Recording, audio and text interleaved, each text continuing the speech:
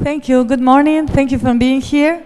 I'm Gabriela Chang, PR and Partners Node for EthicHub. Today, we're very happy to be here because this is the first year blockchain is included in the program of Startup Olé, and we are very happy to be here. For this Women and Blockchain panel, our schedule was accommodated for the working mothers to be able to come and leave on the same day. Thank you, the organizers, for this. Our presentation will last 30 minutes. Today, I'm very happy to count with the presence of three highly regarded professionals from the blockchain ecosystem: Arancha, Riestra, Almudena de la Mata, and Jana, Petkanic. Can you introduce yourselves, please? Thanks, Gabriela, for the introduction and for inviting us here today. My name is Arancha Riestra. I'm co-founder of Go Madrid, which is a tech ecosystem specialized in fintech and blockchain in the heart of Madrid. Almudena. Thank you very much for the invitation. I am Almudena de la Mata, and I'm working at Blockchain Intelligence. I basically worked in the past in the public sector, in the private sector, and as an entrepreneur. And I think blockchain is in a moment in which we need to combine all forces and work together to create a positive framework for the use of blockchain. So what we do at Blockchain Intelligence is precisely that, is on one side devoting a specific area to law and regulation, because we think projects cannot be really deployed if there is not a link to the real system. So at the end of the day, for real projects in SMEs and in companies and individuals. And we also support blockchain for good projects and train the public administration around blockchain. Thank you. Thank you very much. Buenos dias. Thanks for having me, first of all. So my name is Jana Petkanic. I'm based in Amsterdam, originally from Slovakia. And long story short, currently I'm busy with some business development for EthicHub or for other peer-to-peer lending microfinancing platforms. And apart from that, I'm a community builder in Amsterdam. So I'm running monthly events called Blockchain Talks. And my forte is token economics. But we can speak about this later. Thank you. Thank you all for coming all over from Madrid and Amsterdam. Okay. Blockchain is a powerful technology to facilitate trustful interactions between people that do not know each other. So today we're going to talk how projects are built and how the communities around these projects are built. So in this new paradigm of organization that allow to evolve from hierarchical structures of organization to the more efficient and decentralized one. So although the questions are oriented to each one of them, all of them will ask them. So Arancha, where do we find the right people? How do we connect them?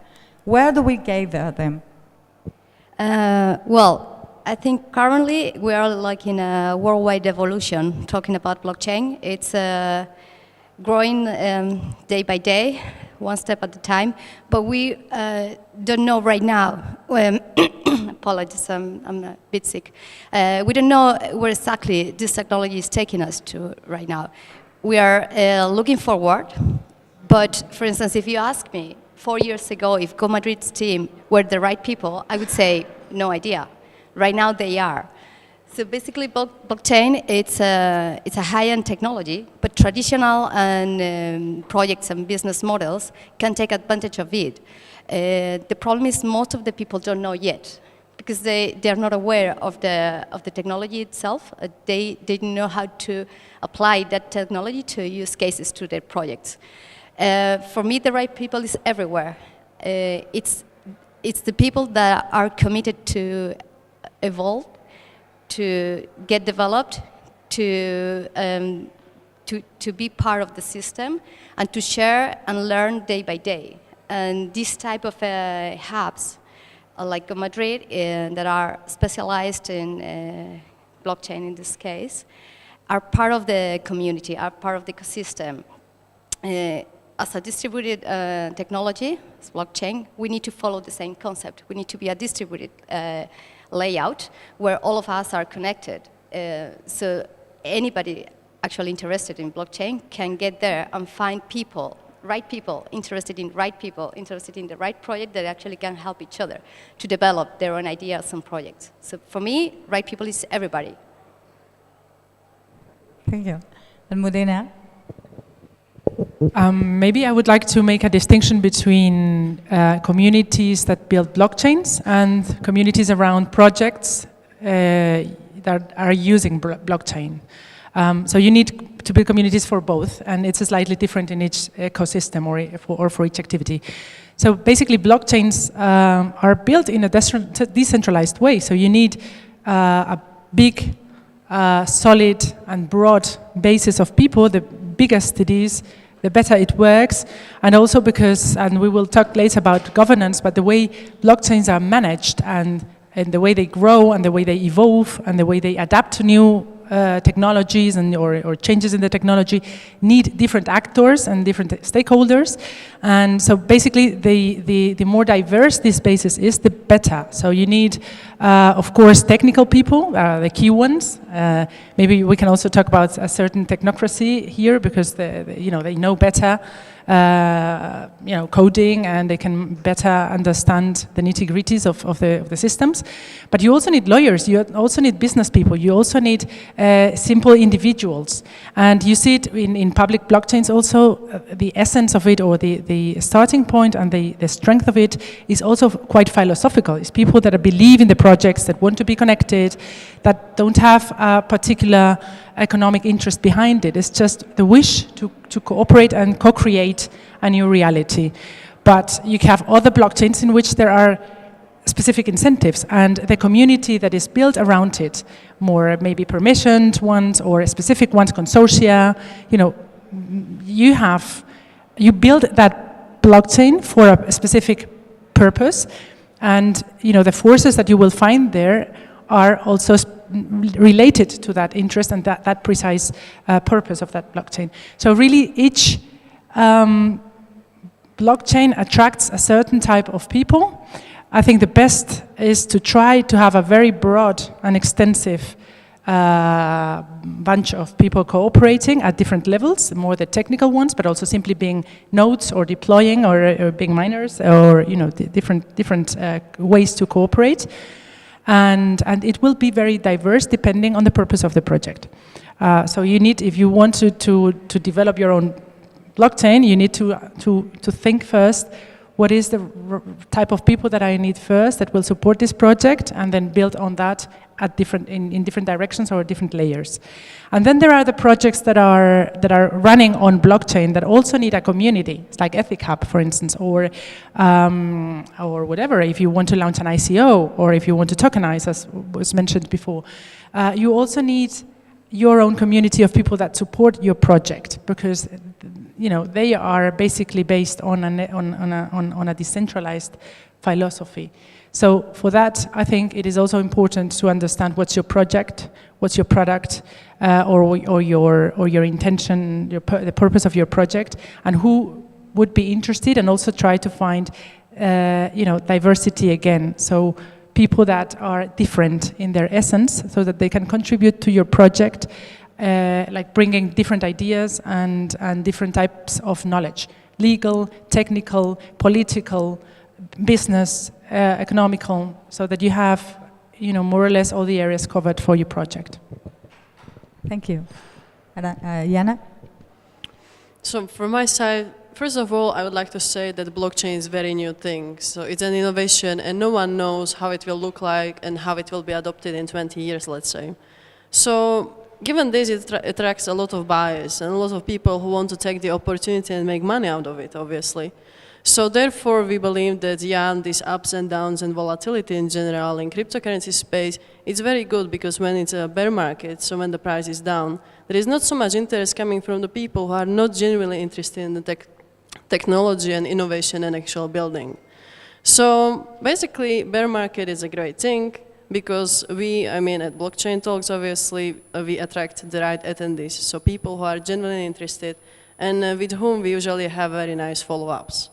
And as it comes to building a community around specific brands such as EthicHub or many other blockchain projects, here very important to say is that don't emphasize that there is a blockchain, because blockchain is only some content layer, some infrastructure layer. Emphasize what is your project about, and take similar attitude as if you would be building another brand, such as, like, I don't know, World Bank or another bank or any other fintech product. So that's from my side. Thank you. Okay, we all lived through the hype that blockchain has brought. All the markets are going up and down because of this speculation. So it is very important to know how to select, how to set apart good from not that good. And Jana has a lot of experience regarding that. How a project gets to be known, how the community validates it, how it is due diligence carried on by the people, by the community, to know if something is trustful, is something you should participate in. So here again, very important to say is that people sometimes, they just don't know. I mean, it's very natural, you know, how to evaluate project when you haven't met a team, for instance, or if you haven't had the opportunity to look into how the product works actually, right? So at Blockchain Talks, we adopted attitude of, I mean, it's similar to Shark Tank. So you have like some sales pitch of some blockchain project, and you have a committee of 4 judges who are stepping in, who are experts in the industry, and who are stepping in with any question they might like. So obviously, only genuine projects can defend like why they are doing what they are doing and how they are doing, right? So, yeah, I was saying. Due diligence on the projects yeah, and due Shark Tank. diligence. Here, I want to say that there is no difference between blockchain and any other startup. So any other startup can be a scam, and there is no way for you as an investor to find out if it's a scam unless you meet the team and do proper due diligence. I mean, there are many infamous examples, no need to go into details, but I'm just saying that, you know, just very important is to meet people in person. And I would say trust your gut feeling as well, no matter how pathetic it sounds, but you have to also like have the click on when you are an investor, you have to have the click with the team. When you want to invest and make money out of it, it's never going to work. It may work for you in the end, but you screw up the team and you screw up the project. And this is bad for both ends, obviously.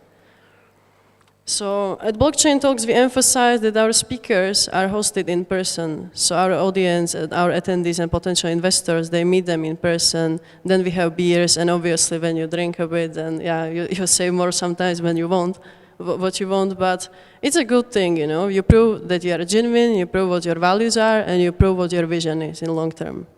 So yeah, that's from my side. Thank you. Almudena, what can you tell us about this? What I would say is that gut feeling is fine, but for me it only comes after proper due diligence. If we're talking about investment, for sure, but also getting involved at a personal level. So of course, as I would subscribe, you know, that bit that there's no difference between a blockchain project and another equity investment or participation in any project. You need to judge for yourself whether the project is worth it, and it might be at a very early stage, and then you judge based on basically the team and whatever the purpose and you know, this type of elements. And if it's a little bit more evolved, you would bring in other elements. So it's basically like another you know, startup project. The only thing is that there's another element, which is the technical one, the blockchain-related one. So you need to understand where is this, well, I mean, which blockchain is used, for what reason, and what are the risks or opportunities linked to that precise blockchain. And this is one more element to get into your analysis and your due diligence if you're going to get involved in a project.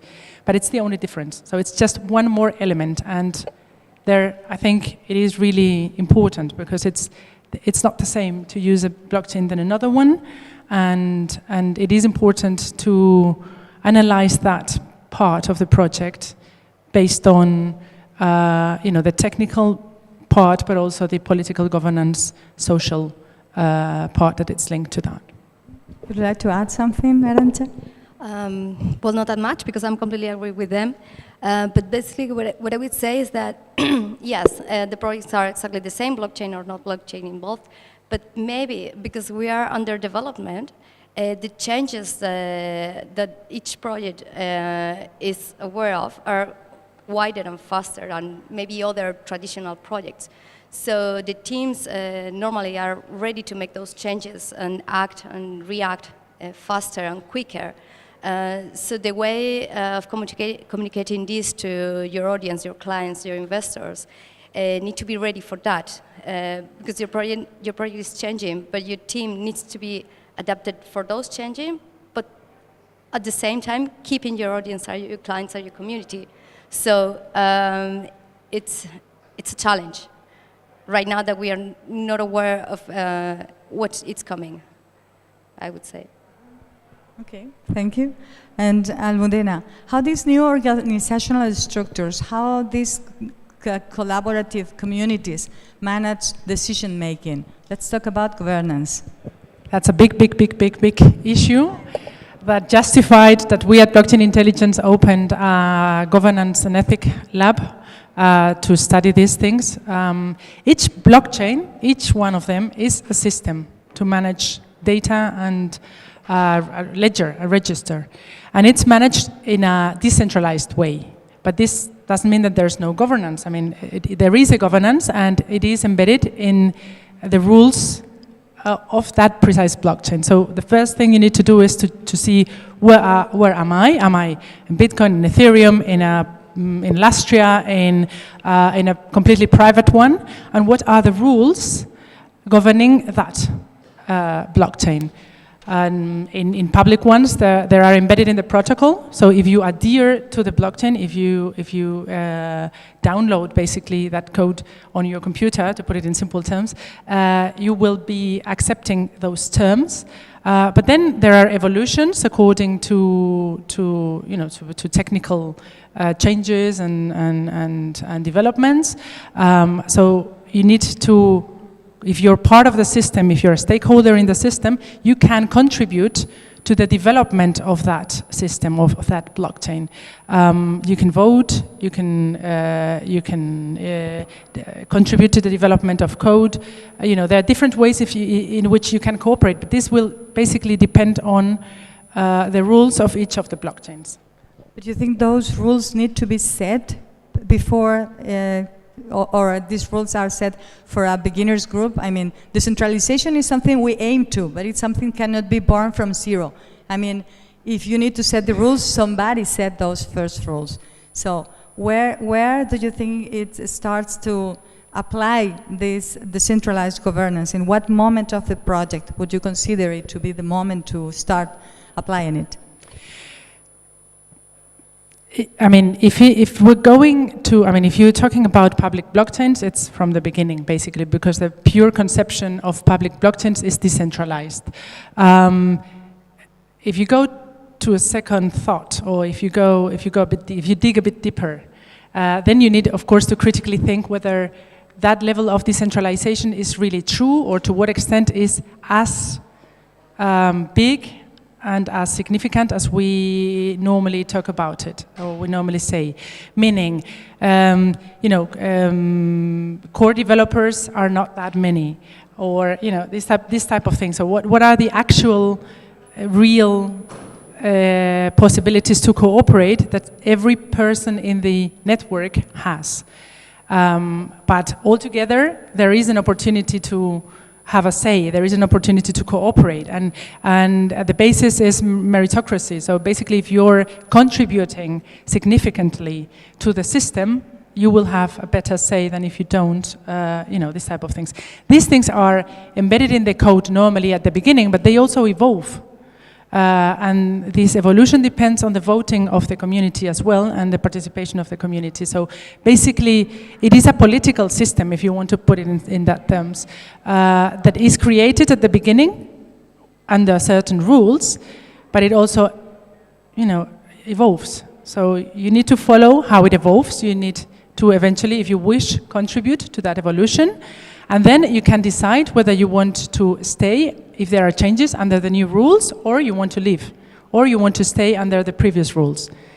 In private blockchains or public permissioned, this is defined by the starters of the blockchain. So if, let's say, we agree that we in this room are going to build a blockchain, and each of us is going to be a node, and then we set up a system. So we agree, okay, so we will, only these three will have the power to change the rules, or everybody will have a say, and we'll have one node, one vote system, or whatever we want to invent. Basically, we're free. It's a private system, which includes governing rules, and the system itself can decide what are those rules. In public ones, they are predefined in the protocol, and you adhere to them or leave the system.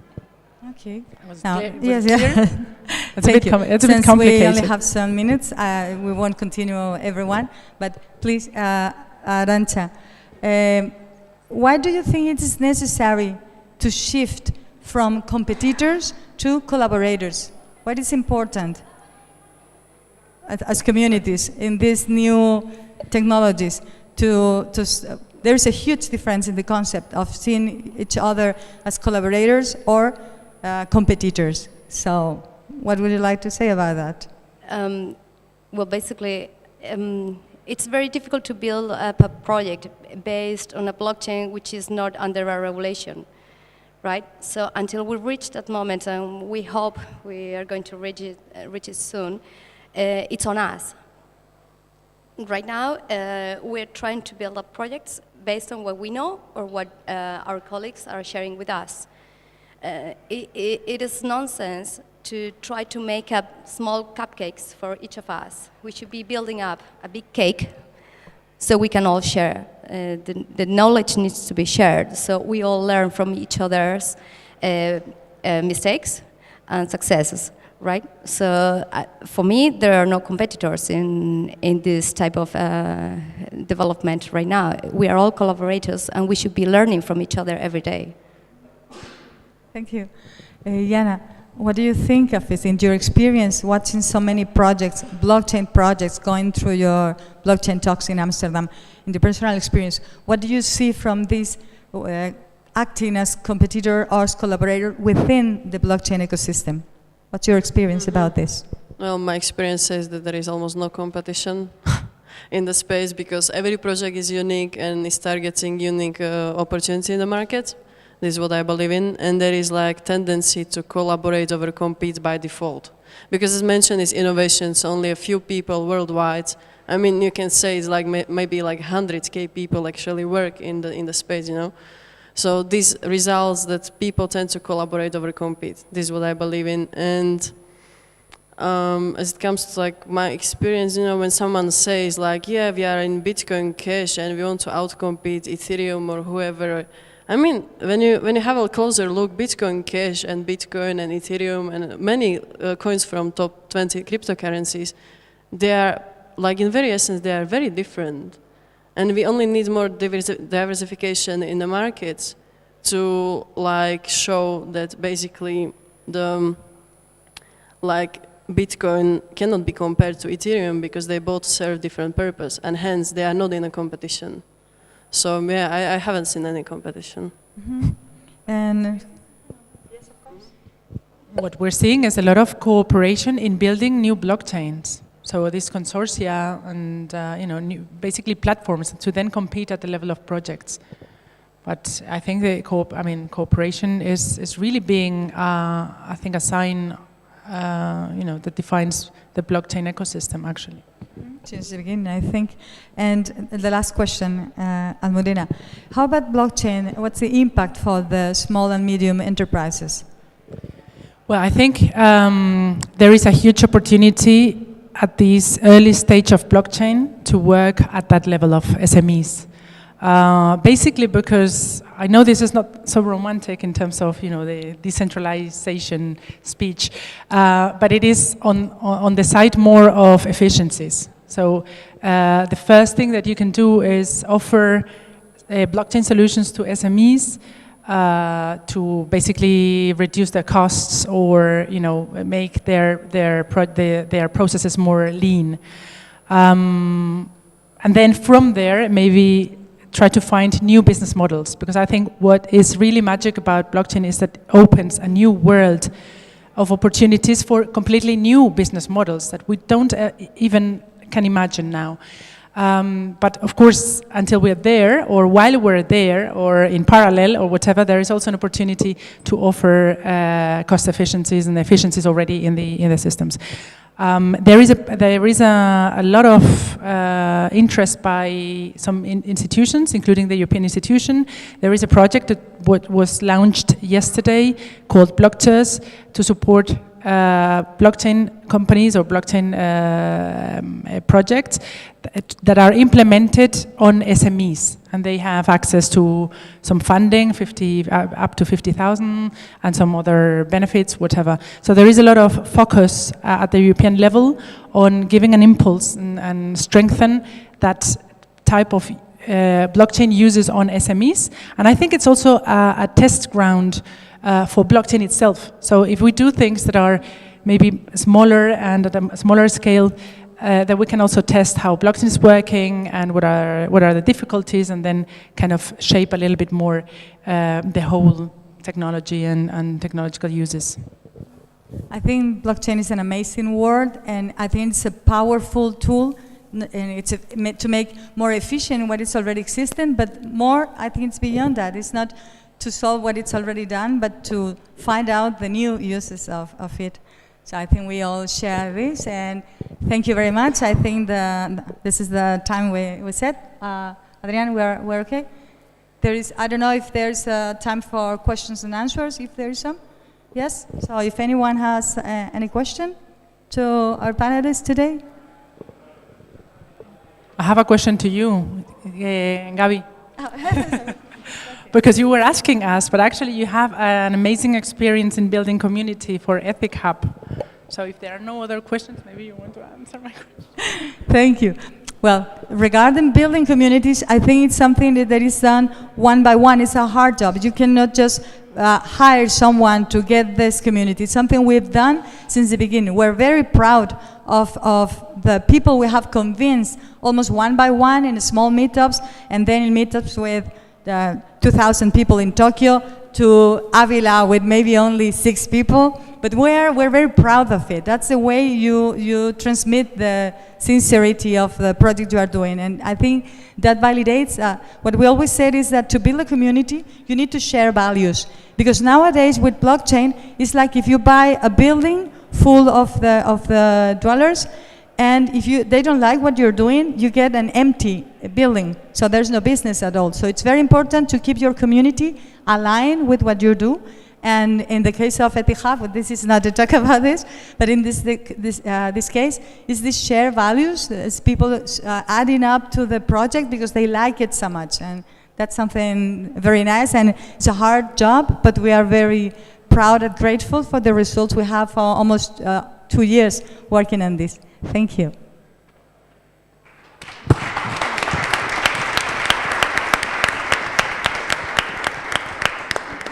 Thank you very much for coming here.